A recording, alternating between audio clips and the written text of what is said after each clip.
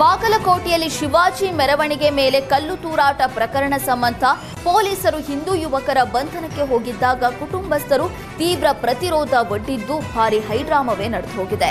ಬಾಗಲಕೋಟೆ ಕಿಲ್ಲಾವೋಣಿಯ ಹಿಂದೂ ಯುವಕರ ಬಂಧನಕ್ಕಾಗಿ ಬಾಗಲಕೋಟೆ ಪೊಲೀಸರು ತೆರಳಿದ್ರು. ಮುತ್ತುಮಾಕಿ ಎಂಬ ಯುವಕನನ್ನ ಎಳೆದು ಕಾರಲ್ಲಿ ಒಯ್ಯೋದಕ್ಕೆ ಪೊಲೀಸರು ಮುಂದಾದ್ರು. ಈ ವೇಳೆ ಕಿಲ್ಲಾವೋಣಿಯ ಮಹಿಳೆಯರು ಪೊಲೀಸರಿಗೆ ಅಡ್ಡ ನಿಂತು ಬಂಧಿಸದಂತೆ ತಡೆದ್ರು.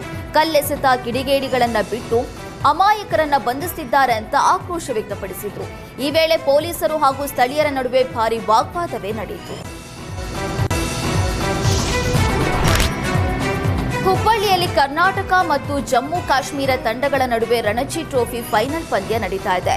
ಹೀಗಾಗಿ ಫೈನಲ್ ಪಂದ್ಯ ವೀಕ್ಷಣೆ ಮಾಡೋದಕ್ಕೆ ಜಮ್ಮು ಕಾಶ್ಮೀರ ಸಿಎಂ ಒಮರ್ ಅಬ್ದುಲ್ಲಾ ಹುಬ್ಬಳ್ಳಿಗೆ ಆಗಮಿಸಿದ್ದಾರೆ. ನಮ್ಮ ತಂಡ ಮೊದಲ ಬಾರಿಗೆ ರಣಜಿ ಗೆಲ್ಲುವ ಹೊಸ್ತಿಲಿನಲ್ಲಿದೆ. ನಮ್ಮ ತಂಡವನ್ನ ಪ್ರೋತ್ಸಾಹಿಸಲು ಹುಬ್ಬಳ್ಳಿಗೆ ಬಂದಿದ್ದೇನೆ. ಫೈನಲ್ನಲ್ಲಿ ನಮ್ಮ ತಂಡ ಉತ್ತಮ ಪ್ರದರ್ಶನ ತೋರಿದೆ. ಸದ್ಯ ನಾವು ಗೆಲುವಿನ ಹೊಸ್ತಿಲಲ್ಲಿ ಇದ್ದೇವೆ. ಖಂಡಿತ ಟ್ರೋಫಿ ತೆಗೆದುಕೊಂಡು ಹೋಗ್ತೀವಿ ಅಂತ ಸಿಎಂ ಒಮರ್ ಅಬ್ದುಲ್ಲಾ ಹೇಳಿದ್ದಾರೆ. ಭಟ್ಕಳ ತಾಲೂಕಿನ ಸರ್ಕಾರಿ ಆಸ್ಪತ್ರೆಯಲ್ಲಿ ಕಳೆದ 2 ವರ್ಷಗಳಿಂದ ತಜ್ಞ ವೈದ್ಯರು ಹಾಗೂ ಸಿಬ್ಬಂದಿ ಕೊರತೆಯಿಂದ ಜನರು ತೀವ್ರ ಸಮಸ್ಯೆ ಎದುರಿಸ್ತಾ ಇದ್ದಾರೆ ಅನ್ನುವ ಆರೋಪಗಳು ಕೇಳಿಬಂದಿವೆ. ಆಟೋ ಚಾಲಕರು ಹಾಗೂ ಸಾಮಾಜಿಕ ಹೋರಾಟಗಾರರು ಭಟ್ಕಳ ಸಹಾಯಕ ಆಯುಕ್ತರಿಗೆ ಮನವಿ ಸಲ್ಲಿಸಿ ತಕ್ಷಣ ಕ್ರಮ ಕೈಗೊಳ್ಳುವಂತೆ ಒತ್ತಾಯಿಸಿದ್ದಾರೆ. ಆಸ್ಪತ್ರೆಯಲ್ಲಿ ಮೂಳೆ ಹಾಗೂ ಹೆರಿಗೆ ಸಂಬಂಧಿತ ತಜ್ಞ ವೈದ್ಯರ ಕೊರತೆ ಇದೆ. ಹಿಂದೆ ರಾಜ್ಯಕ್ಕೆ ಮಾದರಿಯಾಗಿದ್ದ ಆಸ್ಪತ್ರೆ ಈಗ ತಜ್ಞರ ಅಭಾವದಿಂದ ಸಂಕಷ್ಟಕ್ಕೆ ಸಿಲುಕಿದೆ. ವೈದ್ಯರ ಕೊರತೆಯಿಂದ ತುರ್ತು ಚಿಕಿತ್ಸೆಗೆ ಭಟ್ಕಳದ ಬಡ ರೋಗಿಗಳು ಖಾಸಗಿ ಆಸ್ಪತ್ರೆಗಳಿಗೆ ತೆರಳಬೇಕಾದಂತ ಅನಿವಾರ್ಯ ಪರಿಸ್ಥಿತಿ ನಿರ್ಮಾಣ ಆಗಿದೆ. ಆದರೆ ಹೆಚ್ಚಿನ ವೆಚ್ಚವನ್ನ ಭರಿಸೋದಕ್ಕೆ ಆಗದೆ ಅನೇಕರು ಸಾಲದ ಸುಳಿಯಲ್ಲಿ ಸಿಲುಕ್ತಿದ್ದಾರೆ ಅಂತ ಆಟೋ ಚಾಲಕರು ಆತಂಕ ವ್ಯಕ್ತಪಡಿಸಿದ್ದಾರೆ. ಅಲ್ಲದೆ ಕೂಡಲೇ ತಜ್ಞ ವೈದ್ಯರು ಹಾಗೂ ಸಿಬ್ಬಂದಿಯನ್ನ ನೇಮಕ ಮಾಡಿ ಆಸ್ಪತ್ರೆಯಲ್ಲಿ ಔಷಧಗಳ ಕೊರತೆ ಉಂಟಾಗದಂತೆ ಕ್ರಮ ಕೈಗೊಳ್ಳುವುದಕ್ಕೆ ಆಗ್ರಹಿಸಿದ್ದಾರೆ.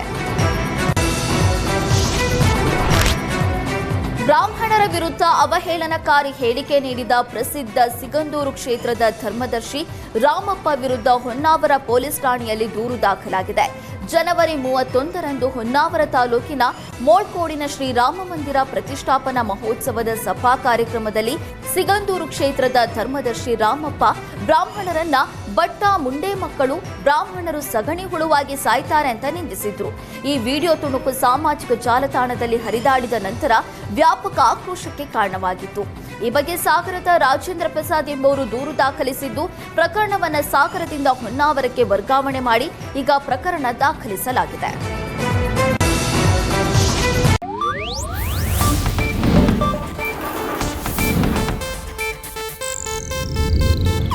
ಇದು ಏಷ್ಯಾನೆಟ್ ನ್ಯೂಸ್ ನೆಟ್ವರ್ಕ್ ಪ್ರಸ್ತುತಿ.